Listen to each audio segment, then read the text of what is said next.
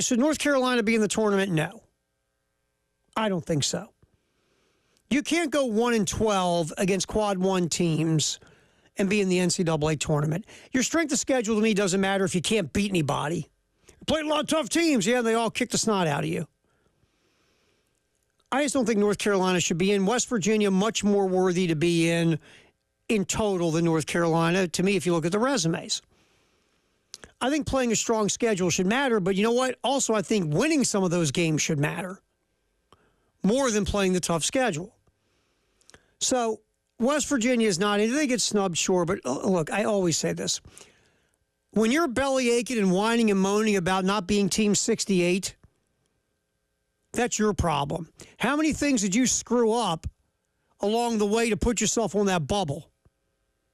So that's really on you. You can get mad and jump it down and whine, scream and yell and hold your breath until you turn colors, but really the reason you're not in the tournament is your fault. You know what's creepy? What's that? Looking at Urkel host a game show. Oh, so that's what he's doing now. They had some show on Fox 57. Wait, do you know what his real name is? No. Oh, yeah. I used to. Not anymore. It's Jaleel White. Yeah, that guy. He's Urkel. Yeah. His driver's license should say Urkel. He and Daniel Radcliffe, the ultimate typecast. Oh, no doubt. They're that one character forever. Oh, they can't fix it, can't change it. And Daniel Radcliffe just tried to do theater he's done a whole movies bunch of stuff and comedy and nah, you're Harry Potter. Yeah, you're always going to be Harry Potter. I hope you made a lot of money. He did. He did. But yeah, in terms of being taken seriously in any other role, nah. All right, what's trending? Obviously, USC Pro Day was today. We'll see how that does, who that can help. Regarding the draft process, we have kind of gone back and forth on this all day about, I think a guy like Kyle Kennard, he's kind of fallen back in this thing. You're saying, but Terry, he hasn't played a game in months. I know, but that's the way this process goes. It'd be good for Kyle Kennard to have a good pro day. That would be nice. Rocket Sanders, for an example. Be good for him to have a pro day. I think, Rocket Sanders is a guy that I could see getting picked 7th round, 6th round tops. Injury issues have been a thing with Rocket Sanders. He's a guy, look, he breaks a lot of tackles. Once he breaks a second level, for a guy that size, he's got some good speed. But there are injuries, and he initiates and gets a lot of contact. But he could be a guy, if he can have a good pro day, might help him out a little bit. The NIT, the fun just keeps going, man. South Alabama, their head coach, not very happy. Richie Riley says what the NIT did to South Alabama is unacceptable.